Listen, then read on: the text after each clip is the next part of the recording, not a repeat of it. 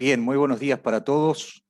Les estamos dando la bienvenida a esta actividad de presentación de la nueva ley de empleo impulsada desde el Poder Ejecutivo. En esta mañana, organizada esta actividad desde la Sociedad Uruguaya de Gestión de Personas, conjuntamente con la Red de Empresas Inclusivas. Para quienes nos acompañan por primera vez, les comento de que la Sociedad Uruguaya de Gestión de Personas es un ámbito de carácter profesional, integrado por académicos, consultores y estudiantes de recursos humanos, fundado en el año 2014 y que está integrado a la fecha por 1.600 profesionales, constituyéndolo así en el ámbito más grande de nuestro país en esta materia. En cuanto a la Red de Empresas Inclusivas, es una organización fundada en el mes de marzo de este año, del cual participan las empresas que promueven e incentivan la inclusión laboral de personas con discapacidad en el ámbito de nuestro país, por lo cual también es un honor y un gusto recibir por primera vez a los diferentes ponentes, en particular al señor ministro de Trabajo, al señor director nacional de Empleo y al secretario nacional de Cuidados y Discapacidad, que sería la primera oportunidad en la cual compartimos un evento desde esta recientemente creada red de empresas inclusivas.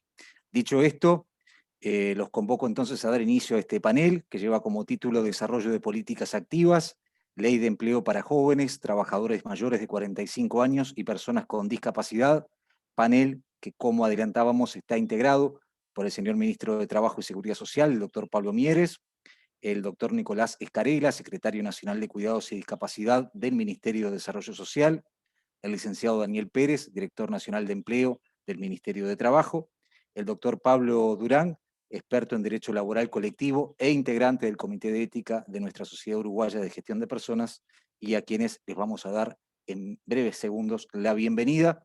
Para dar inicio a este panel, lo invitamos a hacer uso de la palabra al señor Ministro de Trabajo. Buen día. Buen día, encantado de estar con ustedes, un gusto, agradezco la invitación por un tema además particularmente relevante, que es la posibilidad de impulsar políticas activas para la promoción del empleo, en un contexto que, como ustedes bien saben, es un contexto duro, adverso, desde hace ya varios años. Y en ese sentido, mi intervención va a estar centrada fundamentalmente en el marco general de cómo está planteada la situación del empleo en el Uruguay, su última evolución en el tiempo de pandemia, de emergencia sanitaria, cómo van evolucionando esos indicadores y cuál es la estrategia que desde el Ministerio hemos impulsado y seguimos impulsando para revertir la situación. Sobre la ley en particular, el director de empleo, el licenciado Daniel Pérez, va a detallar cuáles son los contenidos concretos de la normativa, que dicho sea de paso ya tiene media sanción en el Parlamento.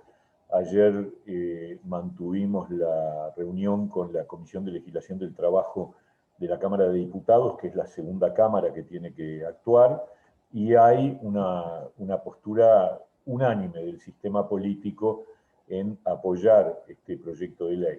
De hecho, en el Senado fue aprobado por unanimidad y ayer también se anunció que habría una postura unánime en la Cámara de Diputados. Por lo tanto, en pocas semanas este proyecto de ley se habrá convertido efectivamente en ley y para nosotros va a ser un instrumento muy útil y además un gran desafío, que efectivamente tenga el impacto que queremos que tenga, porque a veces una cosa es aprobar las leyes y otra cosa es la eficacia o los efectos que esta genera. Depende muchas veces de su instrumentación y sobre todo también de su difusión, de su promoción, para que los empleadores sepan que tienen ese instrumento disponible, porque de alguna manera el análisis hacia atrás que hemos hecho sobre la aplicación de normas que hoy están vigentes en el mismo sentido de esta que estamos promoviendo, el problema es que después se usa poco. Y si se usa poco, no tiene impacto, y si no tiene impacto, no mueve la realidad, que es un poco el gran desafío que tenemos con este tipo de iniciativa legislativa. Pero entonces, Yo voy a hacer un raconto muy rápido de la evolución de la situación del empleo, tomando como referencia dos fuentes de datos. Una es la encuesta de hogares, que es la que mide el conjunto del mercado laboral, y otra es la evolución de los seguros de paro, que mide una mitad de la población económicamente activa, que es la que refiere al sistema formal privado dependiente, que es aproximadamente el 50% de la población económicamente activa. Entonces, rápidamente, nosotros hemos tenido una reducción de la población económicamente activa con respecto a lo que era previamente a la pandemia. Esa reducción tuvo un impacto brutal en abril del 20, la cifra era de 118.000 personas menos económicamente activas de las que había en el 2019. Luego eso se redujo sustancialmente hasta alcanzar en el promedio del año pasado unos 38.000 menos, y la situación actual de mayo del 21, todavía no tenemos los datos de junio de la encuesta de hogares, es de 20.000 menos. O sea, de un impacto muy fuerte de 118.000 personas menos económicamente activas, estamos ahora en 20.000 menos con respecto al dato de 2019. Eso significa una población económicamente activa equivalente al 60.7% del total, de la población total, y 1.000.000, o mejor dicho, de la población en edad de trabajar, y 1.766.000 personas en términos netos. Por otro lado, el segundo indicador tiene que ver con los ocupados. La caída de puestos de trabajo en el Uruguay previo a la pandemia se estimó en alrededor de 50.000. O sea que entre el 2017 y 2019 aproximadamente hubo una caída del puesto de trabajo. Estamos hablando de previo a la pandemia. Por supuesto que cuando estalla la emergencia sanitaria, en abril del 20, la pérdida de puestos de trabajo fue de 121.000 con respecto a la situación prepandemia. Sin embargo, a mayo del 21, esa situación se ha reducido en 80.000 puestos de trabajo, o sea, hemos recuperado de esos 120.000 que tuvimos en su momento, que en diciembre del 20 ya eran 45.000, y ahora tenemos ya una recuperación de 80.000 puestos de trabajo con respecto al momento en que se instaló la pandemia en el Uruguay. De todas maneras, son números que nos siguen preocupando porque estamos 40.000 abajo del dato que era ya un dato de reducción de puestos de trabajo en el año 2019. O sea, lo que estamos viviendo es una caída que sumada habla de unos 80, 90.000 puestos de trabajo entre 2017 y la actualidad. Es un desafío enorme la recuperación de esa cantidad de puestos de trabajo. Por su lado, la desocupación, nosotros tuvimos un dato ya alto, muy alto, el mes antes de que se instalara la pandemia en Uruguay. En febrero del 20 la cifra llegó al 10,5, que implicaba ya un incremento de 2 puntos con respecto al promedio de la desocupación en el 2019. Y después, ahí sí, la evolución de la desocupación en el Uruguay desde febrero del 20 a mayo del 21 ha oscilado entre 9 y pico, 9,5 y 11,1, instalándose en el mes de mayo, que es la última cifra que tenemos, en 10,2. O sea, la cantidad de personas que manifiestan estar buscando trabajo y no encontrar entre un año y pico, desde antes de la pandemia, es del orden de entre 170 y 190.000 personas. Y de hecho la de mayo es de 180.000. Eso no se ha movido mucho. Sin embargo, eso no significa que no haya problemas de falta de empleo, porque hay que sumarlo al dato de que la población económicamente activa bajó.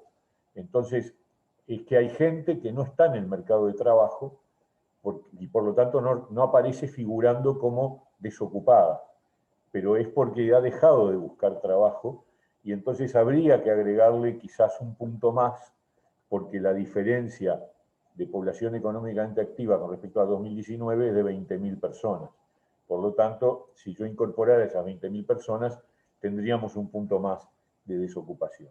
Por supuesto, y acá entrando un poco en el tema de la vulnerabilidad, la desocupación es mucho mayor entre mujeres, 2 puntos promedio arriba que con respecto a los varones, y ni hablar de los jóvenes, que es 3 veces más, es el triple que la tasa de desocupación del total de la población. Y esto no, ninguna de estas dos cosas son efecto de la pandemia. Estas dos cosas vienen de antes, son estructurales, lamentablemente, en nuestro mercado de trabajo, y son de los desafíos que tenemos para resolver de larga data en el Uruguay. Ingresando en la mitad que corresponde a los trabajadores formales privados dependientes, en el año 2019 el Uruguay tuvo un promedio de 47.000 trabajadores por mes en seguro de paro total. Una simple curiosidad, pero que vale la pena destacarla. En marzo de 2020 había habido 8.000 solicitudes de ingreso al seguro de paro en la primera quincena. Esto es, hasta el domingo 15 de marzo. La emergencia sanitaria se declaró el 13 de marzo. Entre el lunes 16 y el 31 de marzo, en una quincena, hubo 10 veces más solicitudes al seguro de paro. De 8.000 pasamos a 80.000. Eso realmente fue una explosión. Y en abril y mayo del 20 tuvimos la cifra récord histórica de 185.000 trabajadores en seguro de paro en cada uno de esos 2 meses. Luego tuvimos un proceso permanente, continuo y yo diría bastante intenso de recuperación, es decir, de reducción del seguro de paro, que se instaló en noviembre del año pasado en 77.000. Allí vino la ola que nos afectó de contagios, el freno de actividades, la restricción para la temporada turística, y entonces entre el noviembre del 20 y febrero del 21, la cifra de seguro de paro se congeló, se instaló en el entorno de los 77.000 trabajadores. Y en abril y mayo aumentó hasta llegar a 80.000. El dato último, el que tenemos ahora, el de junio, indica una recuperación otra vez, con unos 3.500 trabajadores menos en el seguro de paro, estamos en 76.700, y con una peculiaridad, que es que ha habido una importante reducción en el seguro de paro total, que ubica por primera vez desde que empezó la pandemia el total de trabajadores en seguro de paro total, esto es que no están trabajando para nada, está en 46.744, que es equivalente al promedio del 2019. Este es un dato auspicioso, interesante, pero hay que agregar que nosotros constituimos el seguro de paro parcial, y el seguro de paro parcial ha sido un instrumento muy importante de sostén a lo largo de todo este tiempo, y está hoy en 29.000 trabajadores. Es más, entre abril y junio ha habido un incremento de 7.000 trabajadores, porque el promedio del seguro de paro parcial fue, casi, desde que nació prácticamente, estuvo en el entorno de 22.000 o 23.000 trabajadores. Ahora tenemos 29.000, cosa que es motivo de análisis y de preocupación, porque si bien estamos recuperando bien los seguros de paro total, tenemos delante un desafío grande con respecto al seguro de paro parcial. En síntesis, nosotros desarrollamos durante todo este tiempo, desde que nos tocó actuar, primero una estrategia de contención. Ante el vendaval, ante la tormenta perfecta, lo importante era sostener los puestos de trabajo. Y allí los instrumentos fueron el seguro de paro total, a través de las sucesivas prórrogas que hemos dado, incluso con una ley que nos permitió otorgar prórrogas más allá del año, modificando la normativa general. Eso por un lado, eso permitió sostener a muchos trabajadores en situación de vinculación pendiente, digamos así, por reducción o por suspensión. Luego, el seguro de paro parcial que construimos nosotros y el flexible que ha funcionado en algunos meses, que ha permitido una modalidad que mantiene el vínculo laboral y el trabajador se mantiene trabajando, aunque a mitad de jornada o mitad de días, y hemos aportado subsidios para trabajadores informales, para monotributistas en distintos momentos del periodo, e incentivos para el empleador para lograr las reincorporaciones del seguro de paro, tanto total como parcial. Pero ahora viene, o mejor dicho, en paralelo hemos diseñado la segunda fase, que es la promoción del empleo y la recuperación del empleo. Primero contuvimos, cuando vino la tormenta, a medida que vamos saliendo de la tormenta, el desafío es la promoción y la recuperación del empleo. Y acá hay, digamos, como tres escenarios, y con esto voy terminando.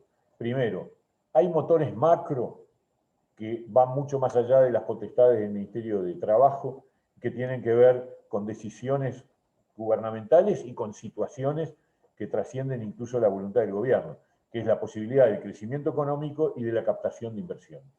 Y acá hay una política muy, muy potente dirigida a establecer incentivos para el crecimiento de la economía y sobre todo crear reglas de juego mucho más flexibles para captar inversiones, y en ese sentido la Comisión de Promoción de Inversiones ha trabajado muy bien y hay en carpeta un número muy significativo de inversiones que son obviamente generadoras de puestos de trabajo. El segundo componente de promoción es la apertura de las actividades, o sea, a medida que baja la pandemia, se puede pensar en la recuperación de sectores que han estado extremadamente afectados. Solamente voy a mencionar uno porque es el más potente, con mayor potencialidad de puestos de trabajo y a su vez el más afectado, que es el turismo. Cuando el turismo vuelva a la normalidad, esto le va a imprimir un impulso a los puestos de trabajo por recuperación de, digamos, espacios que existían antes. Y el tercer componente son las políticas activas de empleo. Y allí tenemos, a su vez, dos instrumentos. Por un lado, afinar la puntería en la capacitación laboral. Este es un instrumento clave, es decir, qué hacemos con los que se van quedando por el camino, y ahí el INEFOP tiene un papel esencial y estamos llevando adelante una secuencia de jornadas por el empleo en todo el interior del país para afinar la sintonía más territorial, es decir, es muy importante saber qué pasa en cada departamento, en cada localidad con el empleo, para de alguna manera adaptar la política de formación para el trabajo, de capacitación laboral, a las necesidades y a las oportunidades de cada lugar. Estuvimos la semana pasada en Río Negro, mañana vamos a San José, la semana que viene al departamento de Soriano y así hasta llegar al conjunto de los departamentos del país. O sea, afinar la puntería en capacitación laboral. Y la otra es este proyecto de ley de promoción del empleo, que lo que busca es focalizar en los sectores más afectados, destinar más recursos que los que se han usado hasta ahora en normas que están vigentes, como la Ley de Empleo Juvenil, mejorar su eficacia y mejorar su difusión para que el empleador sepa qué es lo que tiene disponible en cuanto a instrumentos de promoción y de impulso. Entonces, el objetivo nuestro en el corto plazo es recuperar el nivel de empleo hasta alcanzar los niveles previos a la pandemia. Pero el objetivo de mediano plazo es que eso no alcanza porque la situación ya prepandemia era deteriorada, sino que nuestra meta es generar un proceso de recuperación consistente, auténtica y con continuidad del empleo hacia niveles mucho mayores. En eso estamos, Fernando, y nada, esta es un poco la primera presentación. Seguramente no, lo que acordamos con Daniel es que Daniel pueda presentar los contenidos de este proyecto de ley que está en proceso. Muchas gracias. Con mucho gusto, le agradecemos doctor Pablo Mieres, por esta primera intervención. Seguramente a lo largo de la mañana, y ya conocido el proyecto de ley más en detalle, puedan por allí hacer alguna otra puntualización. Importante el punto de vista de generar, además de compartir esta información, que creo que es muy valiosa, generar el marco o contar el marco, compartir el marco en el cual el Poder Ejecutivo redactó este proyecto de ley que, como usted decía, está a consideración ahora de la Cámara de Diputados. Si les parece bien, vamos entonces a darle el uso de la palabra al licenciado Daniel Pérez, director nacional de Empleo del Ministerio de Trabajo y Seguridad Social. Buen día. Buen día, un saludo a todas y a todos. En primer lugar, agradecer la invitación y también decir que es un placer para mí poder compartir esta mesa junto con el director de la Secretaría Nacional de Cuidados y Discapacidad, Nicolás Escarela, y también con el doctor Pablo Durán. El ministro dio muy bien un poco cuál es el panorama del empleo en el país y también un poco qué es lo que busca este proyecto de ley, que es un proyecto de ley de políticas activas de empleo, como lo dice el título mismo del proyecto que se envió, lo que busca es fortalecer o mejorar las condiciones de empleabilidad de las poblaciones más vulnerables en el país en materia de lo que tiene que ver con el acceso al mercado de empleo y por tanto mejorar sus condiciones de empleabilidad. Lo que se busca por un lado es ordenar o mejorar algunos instrumentos que ya tiene el país. Hay que recordar que el país no está innovando en esto, sino que ya, por ejemplo, han habido dos leyes de promoción del empleo de jóvenes, leyes de empleo juvenil, o sea que ahí hay una historia que tiene el país y acá lo que vamos es tomar aquellas cosas que son buenas, mantenerlas, hacer algunos cambios que nos parecen necesarios hacerlo y también establecer prioridades, ¿no? Y eso fue un poco el criterio. Y en las prioridades definimos claramente tres poblaciones. Uno, los jóvenes, que como decía muy bien el ministro, tienen una tasa de desempleo muy alta, el triple de la población general. Esto no es una cosa novedosa, no es un problema de la pandemia, es un problema estructural que tiene el país. Sin duda que con la pandemia se vio agudizado, como ocurre generalmente con las poblaciones que tienen mayor dificultades. Cuando hay momentos de crisis o de dificultad, en este caso una crisis del empleo provocada por la situación sanitaria, tienen mayor dificultad. Entonces, por un lado, esa es la población que priorizamos. La otra población priorizada son los mayores de 45 años. Todos debemos conocer, debemos tener algún caso de personas que con más de 45 años perdieron el empleo y después tienen enormes dificultades para retornar al mercado de empleo y en algunos casos no retornan nunca más, que también todos debemos conocer algún ejemplo. Entonces también se eligió priorizar a esta población con dos agregados más que tiene esta población, que es que en general por la propiedad hace bastante tiempo que se retiraron del sistema educativo, lo cual hace que las competencias que de repente pudieron haber adquirido mediante el sistema educativo y las que hoy demanda el mercado de empleo tienen una diferencia bastante grande. Entonces hay una brecha importante ahí que genera además esa dificultad para que puedan retornar al mercado de empleo. Y con una situación más que, si se quiere, agrava o hace que nosotros prestemos especial atención, que también por la edad es bastante probable que estas personas tengan responsabilidades familiares a su cargo, digamos, ¿no? Por quizás un muchacho que tenga 18 años todavía vive con sus padres, una persona que tiene 45 años o más seguro ya no vive con sus padres y además probablemente tenga hijos, en muchos casos hijos incluso menores de edad o niños, con lo cual tienen ese agregado en términos de responsabilidad. Y la tercer población que elegimos priorizar son las personas con discapacidad. Nuevamente, y sobre todo en este ámbito, no es necesario explicar cuáles son las dificultades que tienen las personas con discapacidad para acceder al mercado de empleo. De hecho, por eso ya hay incluso dos leyes anteriores a esta, una que ya tiene más de 10 años para el sector público y una que tiene algo más de 2 años para el sector privado en términos de establecer cuotas. Aquí lo que se busca es, bueno, fortalecer esas herramientas. Voy a pasar ahora a hacer un poco el raconto de cuáles son los beneficios que se plantean en términos de cada uno de los casos concretos. Voy a empezar lo que tiene que ver con los incentivos para la contratación de jóvenes, que está dirigido siempre entre personas que tengan a partir de los 15 años, con las autorizaciones correspondientes que el INAU tiene que hacer en caso de que no exista el no, y en un máximo de hasta 29 años. Y así hay diversos programas. El primero es el de subsidio temporal, que está vinculado a jóvenes que tengan larga duración en términos de desempleo, es decir, que tengan o 12 meses de desempleo continuo o 15 meses dentro de los 24 meses anteriores, y ahí lo que se establece es un subsidio máximo de 9.000 pesos mensuales para quienes además tengan responsabilidades familiares durante un plazo de 12 meses. Todos los subsidios para todos los programas tienen una duración máxima de 12 meses y todos se acreditan mediante el descontar obligaciones que tengan al BPS. Es decir, en ningún caso se le va a otorgar dinero a las empresas, sino que se les descuenta del crédito que tienen que pagar al BPS. Ese es el criterio general. Una segunda modalidad es el contrato de primera experiencia laboral. Este está dirigido a jóvenes entre 15 y 24 años porque por los datos que tenemos del Instituto Nacional de Estadística es justamente aquí donde está el fuerte de la dificultad que tienen los jóvenes para acceder al mercado de empleo y donde se concentra esta tasa de desempleo tan alta que, como decíamos, es del triple de la población general. Entonces pusimos el foco en ese caso.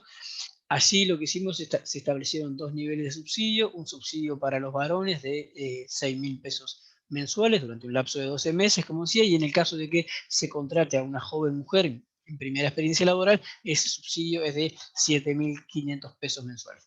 Esta es una innovación en términos de esta diferenciación de género, ya que en la ley actual no había esta diferenciación de géneros. Nosotros hacemos esta diferenciación y la hacemos en todas las modalidades porque, como bien explicaba el ministro, las mujeres tienen una dificultad mayor para acceder al mercado de empleo o, mirado del otro lado, el mercado de empleo es poco amigable, poco receptivo a las mujeres, a la contratación, a la incorporación de mujeres al mercado de empleo e incluso en ocasiones las visualiza como un problema, entonces buscamos incentivar.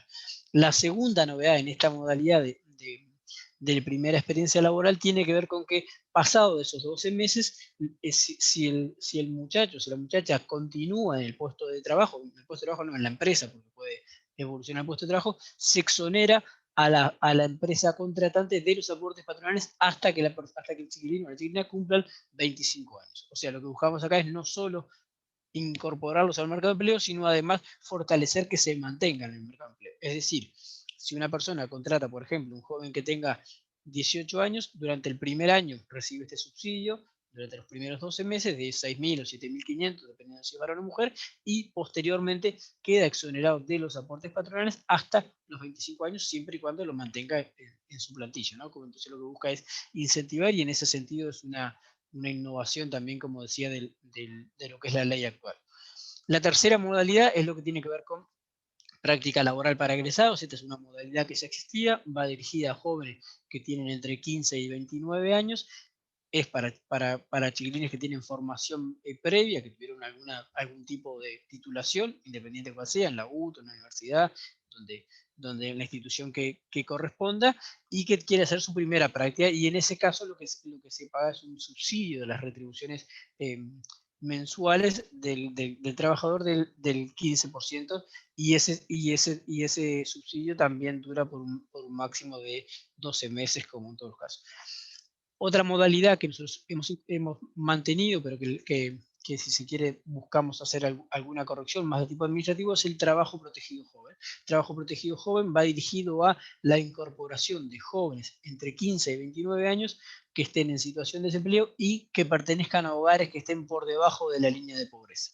Anteriormente, el criterio que se utilizaba es el índice de carencias críticas, que no es un mal criterio, pero en la práctica lo que ocurría es que es muy difícil de obtener información de las personas porque no se tiene toda la información necesaria para cumplir con evaluar bien ese indicador, y muchas veces eran subsidiadas empresas que contrataban a personas que en realidad pertenecían a la clase media, ¿no? a hogares vulnerables, con lo cual se distorsionaba un poco el mecanismo, digamos, no estaba focalizado. Lo que buscamos con esto es poder focalizarlo más en jóvenes que pertenezcan a hogares que estén por debajo de la línea de pobreza, con el criterio que define el INE y que anualmente se actualiza. En este caso, el subsidio máximo puede ser de hasta el 80% de la retribución mensual del trabajador, con un tope del 80% de los salarios mínimos. Esto para el caso de las mujeres. En el caso de los varones, el máximo es del 60% de los salarios del trabajador. O sea que de vuelta está esta diferenciación. Si uno tiene en cuenta que el salario mínimo nacional está en 17.930 pesos, dos salarios mínimos serían aproximadamente 36.000 pesos, por lo tanto el subsidio máximo sería de unos 28.600 pesos mensuales durante 12 meses, siempre y cuando se contrate a un joven que pertenezca a un hogar que está por debajo de la línea de pobreza. O sea que aquí mantenemos un programa, lo que hacemos es ajustarlo en términos de poder focalizar para que vaya efectivamente a personas que sean vulnerables desde el punto de vista del nivel socioeconómico. La siguiente modalidad, el siguiente programa, que es lo que tiene que ver con prácticas formativas, también estos son prácticas formativas remuneradas, esto es una cosa que también ya estaba vigente y ahí se mantiene exactamente igual, tiene es para quienes está estudiando y con una institución detrás educativa y que hace un convenio con una empresa para que puedan hacer una práctica remunerada que sea también parte del aprendizaje de los jóvenes en el marco de esa institución educativa. Aquí el salario mínimo establecido es del 75% del salario mínimo fijado para la categoría y el subsidio que se da al empresario es del 50% de la retribución calculada sobre ese 75% y además exige que tengan seguro del Banco de Seguro de Estado por parte de las empresas. Y después otra modalidad que ya estaba y que seguimos manteniendo es la primera experiencia laboral en el Estado. En ese caso está dirigido a jóvenes de 15 a 24 años y aquí hay dos modalidades, una donde la propia institución vinculada con el Estado puede contratar jóvenes mediante los mecanismos de selección que hay, ya sea a través del INAU, de la ANEP, del MIDES, por ejemplo, que ofician como mecanismos de intermediación laboral, y el otro es el programa Yo Estudio y Trabajo, que ya es conocido y que es muy bien evaluado tanto por los jóvenes como por las instituciones receptoras. En este caso está previsto un salario de 4 BPC para 30 horas semanales, y en el caso de que la persona contratada sea una mujer que tenga niños, que esté embarazada o que tenga niños menores de 2 años, en ese caso son 6 BPC por las 30 horas semanales. Estas son las 6 modalidades de contratación que hay en el marco de la política vinculada a jóvenes o el incentivo de contratación de jóvenes. Pasando a la segunda población, que como decimos tenía dificultades, que son los mayores de 45 años, que bueno, yo contaba de estas cuestiones de las dificultades que tienen de reingresar al mercado de empleo. Allí se definió dos modalidades también que hacen nuevamente priorizaciones. Es de vuelta una contratación para personas que estén en situación de desempleo por un periodo continuo mayor a 12 meses o discontinuo de 15 meses en los últimos 2 años. Entonces es el público al que está dirigido, y de vuelta tenemos como escalones o niveles distintos según la persona que sea contratada. En el caso de que la empresa contrate un varón mayor de 45 años en situación de desempleo prolongado, tiene un subsidio de 7.000 pesos mensuales durante 12 meses. En el caso de que se contrate una mujer, son 8.000 pesos mensuales durante 12 meses. Y en el caso de que la persona contratada tenga personas a cargo, en ese caso son 9.000 pesos mensuales durante 12 meses. Acá pueden ser, en el caso de que tengan personas a cargo, pueden ser mujeres o varones, lo que tienen que tener esa responsabilidad familiar. Y creamos aquí sí, una nueva modalidad, que es el trabajo protegido para las personas mayores de 45 años, que es similar al del trabajo protegido joven. Es decir, está dirigido a la contratación, a quienes contraten, en este caso personas mayores de 45 años, cuyos hogares estén por debajo de la línea de pobreza, y el límite de subsidio es similar, hasta el 80% del salario mensual, con un tope máximo del 80% de los salarios mínimos. Como dijimos, en el caso de la contratación de una mujer, el monto máximo de subsidio que se otorga mensualmente es de unos 28.600 pesos. Ese sería como el máximo que se podría dar. Y el tercer grupo poblacional que nosotros decidimos priorizar es justamente las personas que se encuentran en situación de discapacidad. Aquí nosotros no tocamos ni eliminamos ninguna de las leyes anteriores, o sea que las leyes anteriores están vigentes. Lo que buscamos acá es potenciar, incentivar más a las empresas a que incorporen personas con discapacidad, es decir, generamos un instrumento nuevo, el cual entendemos que es más potente que los anteriores, o en todo caso puede agregar una variable más para que puedan incorporar personas. Acá no hay limitación en términos de cantidad de personas que tenga la empresa, o sea, una empresa que tenga una persona puede contratar y recibir el subsidio. Si contrata a una persona con discapacidad, no hay ningún tope, digamos, hacia abajo, cualquiera puede ser, y los subsidios son de 7.000 pesos cuando se contrata a un varón en situación de discapacidad durante un plazo de 12 meses, 8.000 pesos cuando se contrata a una mujer en situación de discapacidad y 9.000 pesos cuando la persona que se contrate, esa trabajadora, tenga a su cargo menores a cargo. También en todos los casos el plazo máximo de contratación es de 12 meses. Después, en términos de requisitos generales, y esto es que valen para todas las modalidades, los criterios son similares a los que se tenían. El tope de la plantilla no puede superar el 20% de subsidio, no puede superar el 20% de la plantilla. Esto es, si una empresa tiene 10 empleados en plantilla, y cuando decimos esto es lo que se conoce en el BPS por el vínculo funcional 12, para decirlo más claramente, que le paga todo el salario de la empresa, puede contratar hasta 2 personas de cualquiera de estas categorías de modo subsidiado. Eso es una cosa que está así. Tiene que estar al día con las contribuciones al BPS, a la DGI. Eso es una cosa así. No debe registrar ni despido ni envíos al seguro de paro en los últimos 90 días. Acá lo que se busca sobre todo controlar, y es lo que prestamos atención, una empresa puede pedir excepción, eso ya está previsto en la ley para estos casos, es que lo que no haya es una suplantación de personal, es decir, que no cambie una persona a la cual le pagó todo el salario por tener una persona que tenga un subsidio, porque lo que se busca con esto es fomentar la contratación, es decir, que las empresas generen empleo nuevo. No tiene por objetivo subsidiar a las empresas, sino beneficiar la incorporación de personas al mercado de empleo. Entonces, ese es un dato clave. Y el último criterio es que no pueden ser suministradoras de personal quienes se beneficien de estos beneficios, porque en realidad suministradores de personal no están contratando para sí mismos, sino que son intermediadores. Entonces, siempre es para la empresa final donde la persona va a estar trabajando. Ese es un poco el resumen de cuáles son las distintas modalidades de esta ley de políticas de actividad de empleo, que, como decía el ministro, ya tiene media sanción en el Senado. Creemos que ayer por la comparecencia en la comisión de la Cámara de Diputados iba a ser aprobado también por unanimidad, y bueno, que finalmente la Cámara de Diputados le dé la aprobación final para que se convierta en ley.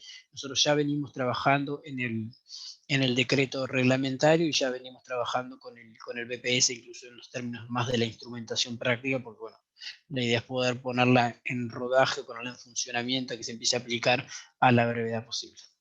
Agradezco mucho el espacio y la invitación. Al contrario, Daniel Pérez, los agradecidos somos nosotros. Creo que es una muy buena oportunidad para tener esta primera instancia de difusión para nuestros miembros e integrantes, más allá de que obviamente después de sancionada la ley, obviamente comienza la difusión más masiva de todo su contenido, y tal vez con mucho más detalle en función de los diferentes núcleos de personas que abarca. Así que agradecido de que pueda habernos acompañado en la mañana de hoy. Le vamos a dar ahora el uso de la palabra, y le agradecemos también que nos acompañe al Secretario Nacional de Cuidados y Discapacidad del Ministerio de Desarrollo Social, el doctor Nicolás Escarela. Buen día, bienvenido. Hola, buen día para todos. Es un placer estar compartiendo este espacio con ustedes, el cual agradezco. Quizá por un tema, estoy sobre 18 de julio, ustedes saben, está pasando una manifestación. Si hay mucho ruido, quizás le damos la palabra a mi colega, a Pablo Durani, y porque ya en breves minutos se va a despejar un poco acá, porque la verdad que quizás está llegando y va a ser bastante molesto Con mucho gusto, doctor. Invertimos un poquito allí el orden, ya que usted así nos lo habilita. Yo previamente aprovecho a hacer un comentario que tiene que ver con estos tres actores que tenemos aquí de lujo, digamos, el ministro, el director de Empleo, el director de Cuidados y Discapacidad, el secretario nacional, en el sentido de que la red de empresas inclusivas, se lo hemos ya comentado en oportunidad de reuniones, viene trabajando en un proyecto que se llama Pacto de Inclusión, que va a ser presentado públicamente el 22 de septiembre, que obviamente va a tener una presentación previa a las autoridades, y que es de alguna manera un programa de desarrollo empresarial que toma y que recoge lo mejor de la experiencia de otros países. Estamos trabajando específicamente con la OIT en este tema, y que de alguna forma esta implementación de esta ley que estamos conociendo en la mañana de hoy es no solamente un muy buen punto de partida, sino también una herramienta y un instrumento muy válido para las organizaciones, porque seguramente desde este programa vamos a poder nutrirnos del contenido de esa ley para poder apuntalar lo que es la inclusión efectiva de las personas con discapacidad. Así que aprovecho a invitarlos a esta actividad que va a ser pública el 22 de septiembre a las 10 de la mañana, donde va a quedar presentada esta iniciativa que lleva el nombre de Pacto de Inclusión. Dicho esto, le doy la bienvenida a alguien de la casa, que es el doctor Pablo Durán, a quien muchos de ustedes conocen, experto de vasta trayectoria en nuestro país en materia de derecho laboral colectivo, y además tenemos el honor de tenerlo como integrante de nuestro Comité de Ética en la Sociedad Uruguaya de Gestión de Personas. Bienvenido, doctor Durán. Muchas gracias, Fernando. Buenos días para todos. En primer término, mi agradecimiento a la Sociedad Uruguaya de Gestión de Personas y a la Red de Empresas Inclusivas por darme otra oportunidad de poder hacer intercambios de reflexiones y conceptos, y mucho más especiales para mí hoy cuando estoy o tengo la oportunidad de estar frente a nada más ni nada menos que tan prestigiosas autoridades con las que tengo la suerte de poder tener una gran accesibilidad y poder trabajar en distintos ámbitos y poder apreciar el compromiso y el esfuerzo que se hace para tratar una temática tan compleja, tan difícil como lo es la de las relaciones laborales y la del empleo. Por lo tanto, ante todo, mi agradecimiento y mi beneplácito por estar con Daniel, con Pablo y con Nicolás. Cuando me plantearon la oportunidad de hacer algunas reflexiones, y obviamente viendo quiénes estaban, yo no le voy a dar un encare desde la perspectiva del proyecto de ley, porque lo han hecho magníficamente Pablo y Daniel, y además porque la ley tiene una exposición de motivos tan rica, yo la leí con mucho detenimiento, es tan precisa conceptualmente en cuanto a los sectores vulnerables, en cuanto a los sectores objetivos en esta regulación legislativa, que me encare, si ustedes me permiten, lo voy a hacer en base a 3 reflexiones más genéricas o marco en el entendido de la temática, que es políticas activas de empleo. Y para ello, indudablemente, como también muy bien lo dijo Pablo, la problemática del empleo en el Uruguay no nació el 13 de marzo cuando se declaró el estado de emergencia sanitaria. Hay estudios que establecen claramente los picos que tuvimos en nuestra economía en el 2004-2005 y cómo luego se vino en un enlentecimiento hasta que llegamos a los guarismos que Pablo se refirió y no los voy a aburrir.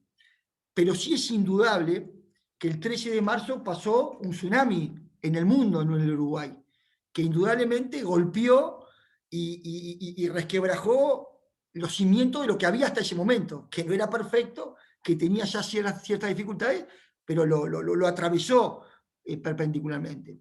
Por algo, y me he dedicado a estudiar mucho los informes de la OIT, que son muy ricos, la OIT habla de la pérdida de 39 millones de puestos de trabajo en el mundo. La OIT habla de 255 millones de horas hombres perdidas.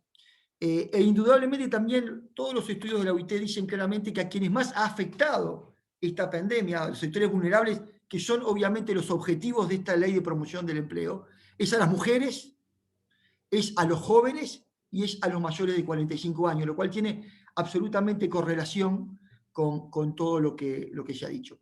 Y analizando los distintos documentos que ha emitido la OIT, yo me detengo en 2 que son muy importantes, porque de alguna manera demuestra cómo el Uruguay ha sido, obviamente, como debe ser, ha sufrido lo que los informes dicen generalmente, y cómo también Uruguay ha tenido gran ejecutividad para implementar las acciones y las recomendaciones que la OIT plantea justamente para enfrentar estos efectos devastadores de la pandemia, que uno acá lo focaliza en lo laboral y en el empleo, pero que todos sabemos que lo han sido en lo sanitario, vaya que sufrimos las miles de muertes de uruguayos que hemos tenido, en lo económico, y acá obviamente le vamos a dar un sesgo laboral. Y cuando uno analiza esos documentos, yo me detengo en dos.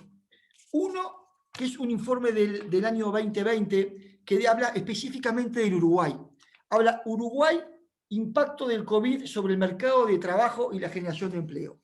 Y es un informe muy completo, toma muchos de los datos que hablaba Pablo, pero además está muy interesante porque habla del Uruguay pre-pandemia y del Uruguay post-pandemia. Por lo tanto, permite ver con mucha claridad estos conceptos que también definía Pablo de la realidad del Uruguay.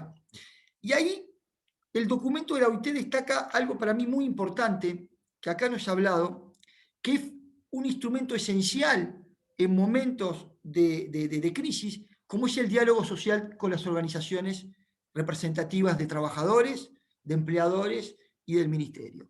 Y la propia OIT pone como foco esencial, como uno de los pilares para enfrentar esta situación, que ahora vamos a ver a quién es más afectado, el diálogo social.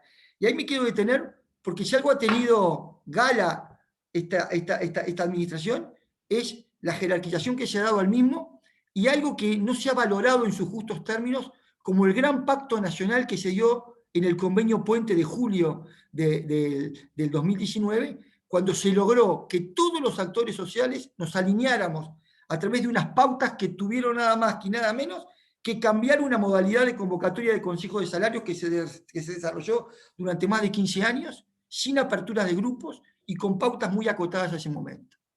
Pero no solamente quiero resaltar eso, también en el ámbito del Consejo Superior Tripartito se creó una comisión cuyo título era para la creación y sustentabilidad de las empresas y creación del empleo. O comisión tripartita integrada por representantes del PIT, por representantes de las cámaras y del ministerio, donde cada uno de los actores sociales presentamos insumos, el ministerio también hizo suyos, y de ahí surgieron una cantidad de baterías de promoción del empleo, de incentivos fiscales, no solamente para las empresas que traían personal que estaba en el seguro de paro, sino para aquellos que contrataban personas nuevas, que eran créditos fiscales que se descontaban de las aportaciones mensuales que hacían las empresas, leyes de facilidad para el reperfilamiento de las deudas, y también hubieron muchas normas de protección del empleo y de la salud de los trabajadores, que es fundamental, como fueron las normas del adelantamiento de licencia, como fue la exhortación al teletrabajo, que creo que fue algo que, si bien ya existía en el Uruguay, vino para instalarse, ¿no? Yo creo que el teletrabajo, no solamente en la función pública, sino en la función privada, ha sido uno de los grandes experiencias nuevas que en lo personal uno ha vivido, porque ahora sí le ha tocado vivir cotidianamente con el teletrabajo y ha venido para quedarse. Como también lo fue indudablemente el seguro de paro parcial, esa creación inmediata que se tuvo en el 2020, que permitió la compatibilidad entre trabajo y empleo, que era lo que las empresas necesitaban para ir acompañando la perilla del movimiento de la nueva actividad.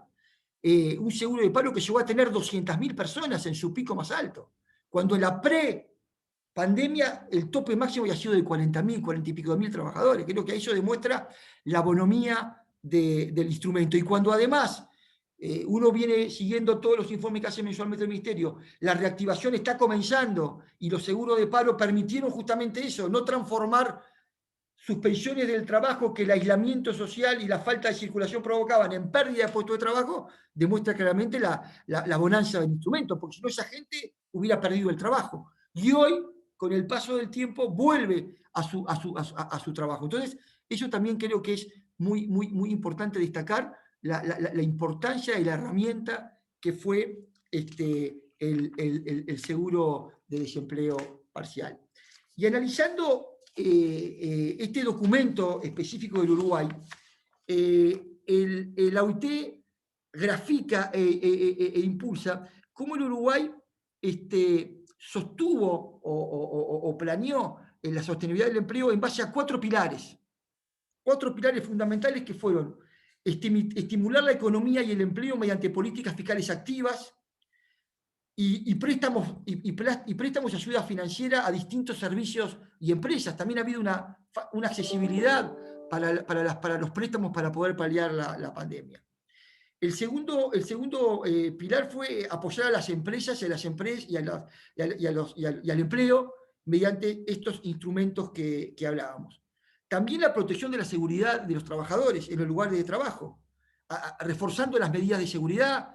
Se trabajó muchísimo en los protocolos con el COVID a través de la inspección de trabajo, y es fundamental en momento de pandemia generar justamente eso, protocolos de seguridad que generen condiciones de trabajo seguras para evitar justamente que la infección y el contagio devaste aún más a las empresas y a los trabajadores. Y también se ha trabajado mucho porque es incontrovertible que las situaciones de pandemia potencian las situaciones de discriminación y de acoso laboral, y también sabemos que se ha trabajado muchísimo en políticas muy activas tendiente a todo eso. Y el segundo documento, o sea, este documento lo recomiendo porque habla y tiene una fotografía muy importante del Uruguay, de lo que pasó, muchos de los conceptos que dijo Pablo, pero va en línea con todo lo que se ha hecho. Y el otro documento al que me quiero referir, que es muy reciente, es del 17 de junio del 2021, que está ahora sí vinculado a la temática en cuestión. Es una resolución que hizo la Confederación General de la Organización del Trabajo relativa al llamamiento mundial con respecto a las acciones que deben implementar los países para la recuperación del empleo de las personas que lo han padecido por la crisis causada por el COVID. O sea, si bien acá está focalizado en el COVID, pero en definitiva estamos hablando de las políticas que la OIT incentiva que se deben ejecutar para crear empleo. Obviamente que el proyecto de ley que nos convoca es mucho más amplio que el tema del COVID, pero creo que esto va, y van a ver por qué quiero llegar, porque va muy en línea, y acá me voy a detener para no aburrirlos, con las políticas que está desarrollando el Poder Ejecutivo. Y este documento habla que el crecimiento económico y empleo inclusivo se debe verificar a través de proveer una recuperación de empleo y de trabajo decente para todos, o sea, generar empleo. Acá todos somos conscientes de que si no se genera empleo, todas estas otras medidas son complementarias, pero el verdadero motivo o el verdadero motor que genera la reactivación de la economía y del trabajo es crear empleo. Por eso todos los programas de obra pública, todos los programas de contratación y priorizar la contratación de trabajadores nacionales que se hace, creo que son medidas muy atinadas para la reactivación del empleo. El incentivo de las políticas públicas y privadas de obra es fundamental, y vaya que con Pablo sí hemos hablado que el tema de la construcción es uno de los instrumentos más importantes que hay en el Uruguay para generar empleo, ¿no? Y lo vemos claramente con algunos emprendimientos muy importantes que hay en el Uruguay. También habla la OIT de ofrecer incentivo a los empleadores para que mantengan a los trabajadores en el empleo, lo que hablábamos hoy que fue creado en el Uruguay, o obviamente los incentivos tributarios para la accesibilidad de la creación de nuevos empleos. Todo lo que Daniel claramente delineó y que está claramente formateado en las distintas tipologías contractuales que prevé el proyecto de ley, que por suerte va a tener una pronta aprobación, que apunta claramente a discapacitados, mujeres, menores y mayores de 45. También es un momento, dice la OIT, de aprovechar las transformaciones tecnológicas y toda la modernidad que hoy se está dando. Creo que también es un tema que la pandemia y el mundo nos ha demostrado. Hoy, cómo se trabaja de otra manera, cómo se flexibilizan las condiciones de trabajo, no la rigidez del contrato tipo, 44, 48 horas semanales, media hora de descanso entre la cuarta y la quinta hora. Creo que la pandemia también nos ha demostrado que hay otras formas de trabajar, que hay otras formas mucho más flexibles de trabajar para compatibilizar empleo y vida personal y vida familiar, que al no ser tan rígido también genera beneplácitos para las empresas. Yo, en las empresas que uno está vinculado, he tenido valoraciones de todo tipo y color con respecto al teletrabajo, pero la incidencia más importante que ha tenido es en el ausentismo. Empresas que tenían guarismos entre un 10 y un 12% de ausentismo, con el teletrabajo lo han minimizado, porque la persona no se duerme, no llega tarde al ómnibus, está trabajando en su casa, y creo que eso ha contribuido mucho. Lo mismo en muchos aspectos en la productividad. Yo creo fervientemente, con mi experiencia, que la mixtura entre presencialidad y teletrabajo es un sistema muy importante. Pero esto está expresamente planteado en los postulados, que no digo yo, que los plantea la OIT. también pone mucho foco, le reitero, la OIT en el trabajo, en el teletrabajo. Habla también de reforzar mucho las medidas de seguridad, el incentivo a los programas transformadores de las empresas. Yo creo que es indudable que también muchas empresas van a tener que transformarse, van a tener que reconvertirse. Esta paralización que han tenido las ha pegado mucho e impactantemente. Entonces yo creo que también una política que debería implementarse es facilitar, y vaya que tenemos canales a través de INEFOP, pero creo que la reconversión de trabajadores y de empresas es otra indispensable acción que debe verificarse.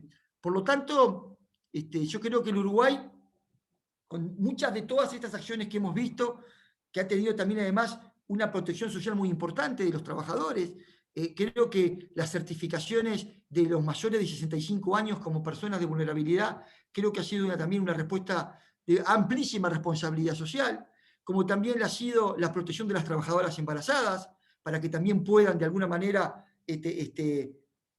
atravesar su proceso de gestación sin ningún riesgo laboral. O sea, creo que también va en la línea de la protección social que la OIT indica como indispensable en momentos como los que vivimos, que también hacen, obviamente, a la preservación del empleo. Por lo tanto, creemos también con mucho optimismo que el Uruguay está revirtiendo lamentablemente esos guarismos tan duros que tuvimos y que la vacuna ha tenido una incidencia tremenda. Yo creo que si algo ha sido probado es la incidencia que ha tenido la vacunación, por lo tanto la exhortación es, por más que no sea obligatoria, creo que hay una obligación moral de vacunarse porque es el camino y luego seguir trabajando con todas estas acciones y políticas activas que hay para obviamente volver por lo menos lo antes posible a la situación pre-pandemia que teníamos. Y un elemento final que creo que también demuestra este nuevo tiempo que vamos viviendo es que cumpliendo un compromiso que se tuvo en ese convenio puente, vamos a tener una ronda tradicional con apertura de negociación colectiva tradicional en el Uruguay, que creo que es muy importante, porque no tengo, a pesar de la crisis y a pesar de todo, no hay un sistema más perfecto dinamizador de las relaciones laborales de colectivas como son los consejos de salario paritarios. Por lo tanto, espero que alguno de estos conceptos haya sido de utilidad. Reitero mi agradecimiento y mi distinción por estar con Pablo, con Daniel y con Nicolás, y muchísimas gracias para todos. Muchas gracias, doctor Durán, por su intervención en la mañana de hoy y por acompañarnos en otra actividad de la Sociedad y la Red de Empresas Inclusivas. Si se apaciguaron los ánimos en 18 de julio, doctor Escarella, vamos con usted. Bueno, muchas gracias, Fernando. Sí, por un momento creí que de la Red de Empresas Inclusivas me había traído un comité de bienvenida por ser mi primera participación con bocina. Bueno, después me di cuenta que eran los amigos del Zunca que estaban haciendo algún tipo de movimiento. Bueno, antes que nada, muchas gracias por invitarme a participar de tan destacada mesa. Saludo al señor ministro, por supuesto, Pablo Mieres, al director de empleo, a mi colega Pablo Durán, también a ti, Fernando, a todos los participantes. Y poca cosa, en realidad, debería decir, porque nosotros estamos en una actitud de mucha expectativa con respecto a todas estas políticas activas de promoción de empleo. Nosotros desde la Secretaría, nosotros integramos la Secretaría Nacional de Cuidados y Discapacidad, como ustedes saben, lo que era un programa nacional, que era PRONADIS, a través de la última ley de presupuesto se lo eleva a ese rango de secretaría. Entonces, hoy en día existe una dirección de discapacidad que está dentro de la secretaría, donde ya en realidad hace muchos años de lo que era PRONADIS se está trabajando activamente en estas políticas, valga redundancia, activas de promoción. En eso debo destacar también que nosotros tenemos un departamento de empleo que funciona muy bien, que bueno, obviamente tiene ese objetivo de crear las condiciones favorables para que las personas con discapacidad puedan ejercer su efectivo derecho a empleo, no solo de acceder al empleo, sino también de mantenerlo, porque muchas veces yo lo que he detectado en las experiencias también con los privados es que a veces personas con discapacidad logran insertarse en el mundo laboral y de repente esa relación al poco tiempo falla porque lo que ha fallado es un seguimiento, cuántos desafíos por hacer, mientras escuchaba al ministro, nosotros con responsabilidades en el ámbito público, creo que estas instancias donde también tenemos ese rol de articulación con los privados, así como con la red de empresas inclusivas, también con las cámaras empresariales, cuánto rol de articulación nos queda por delante entre el propio Ministerio de Trabajo y nosotros desde aquí de la Secretaría y del MIDES tenemos camino por delante. Bien mencionaron la ley de cuotas. Hoy la realidad es que estamos lamentablemente bastante alejados de esos porcentajes aspiracionales. No viene al caso de por qué quizás estamos tan lejos. Obviamente es un tema que puede responder a muchas causales, desde la formación mismo, y ahí tenemos varias barreras, desde la educación, formación, y después un poco lo que hablaba, el tema no solo del acceso, sino también del acompañamiento. Y ahí, si ustedes me permiten, yo no quiero hacer muy extensa esta presentación, aparte ya estamos ahí en hora. Creo que una de las principales barreras que tenemos la tenemos las personas en nuestra propia cabeza, ¿no? Nosotros tendríamos que lograr hacer un clic.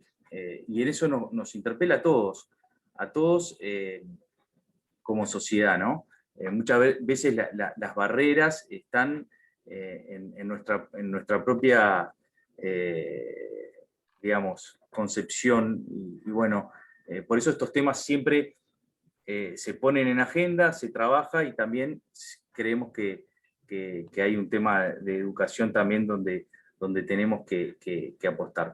Simplemente comentarles que desde ese Departamento de Empleo nosotros trabajamos mucho con los privados, haciendo no solamente a personas con discapacidad, ayudándoles a crear un perfil.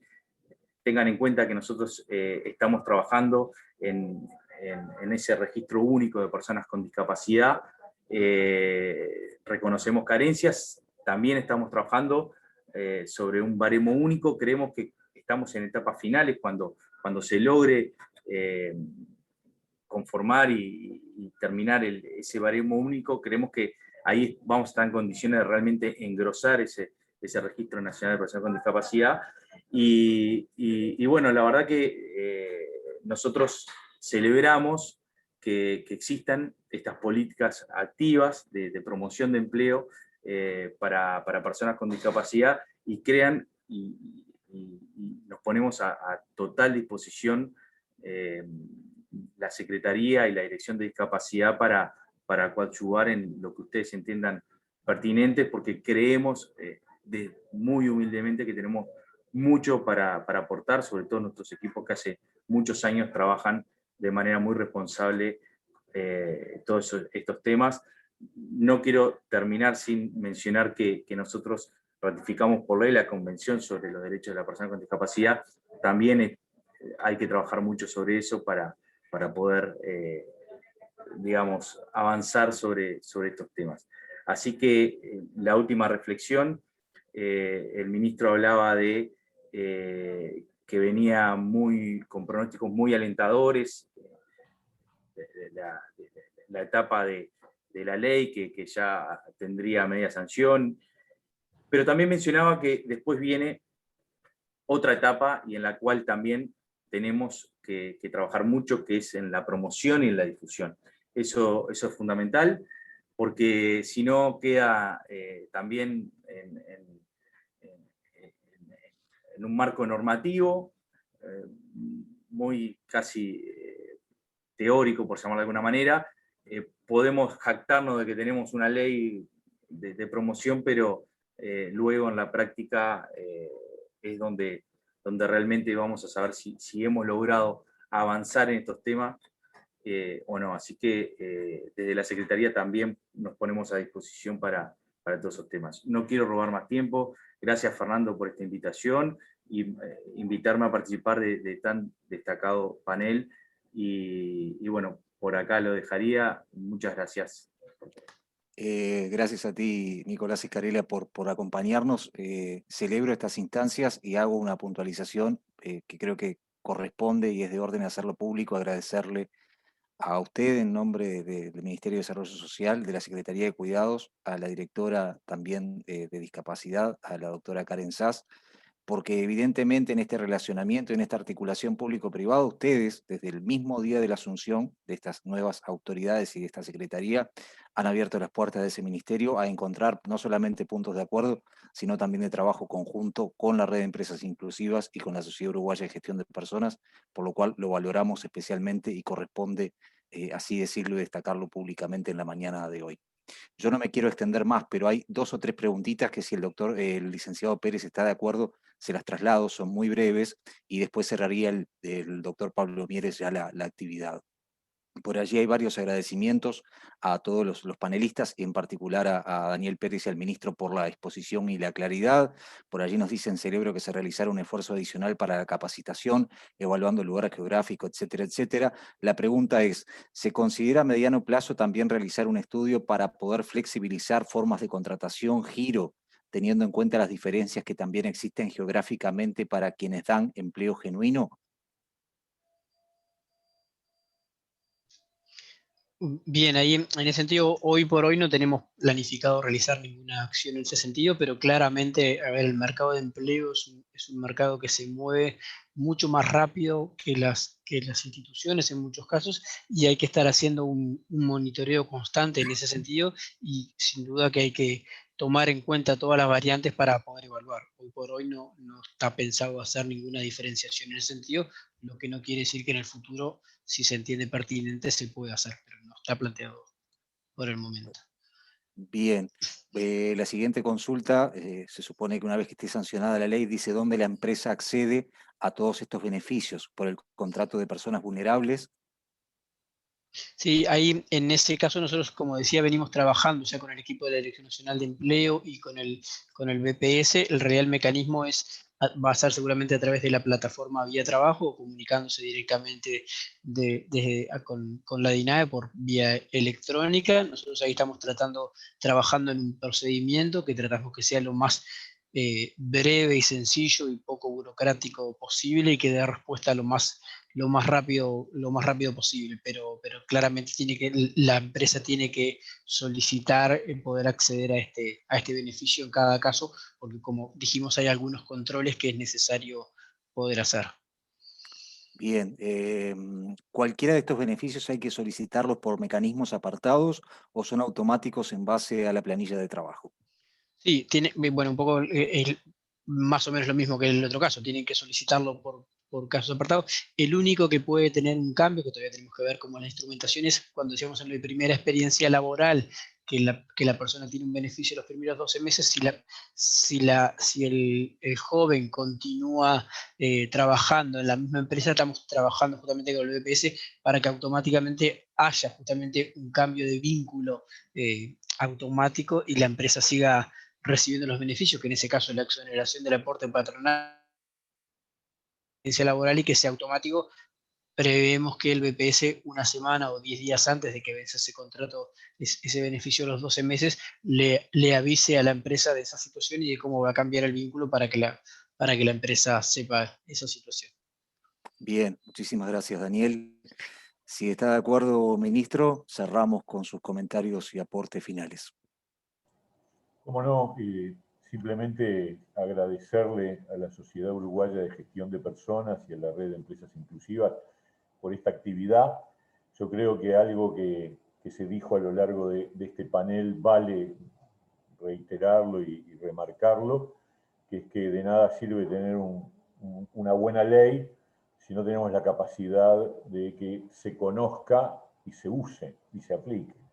Y este es un ejemplo de las cosas que tenemos que hacer, es decir, instancias en donde se da difusión a estas novedades, se generan, las preguntas indican justamente eso, cómo la preocupación es, bueno, tenemos el marco, cómo podemos efectivizarlo si tenemos interés de aplicarlo, y yo tengo la convicción de que ahí está la clave del éxito. Por un lado, hicimos modificaciones con respecto a la normativa de políticas activas de empleo vigente para focalizar en más grupos vulnerables y a su vez con proyectos, con programas más específicos.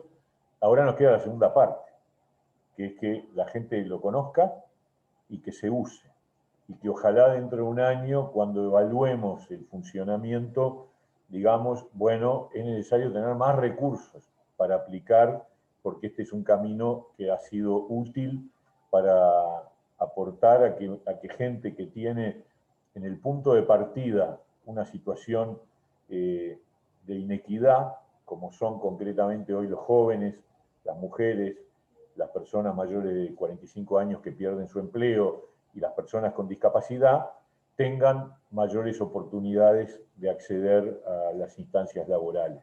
Así que muchas gracias y bueno, estamos en contacto. Que pasen muy bien.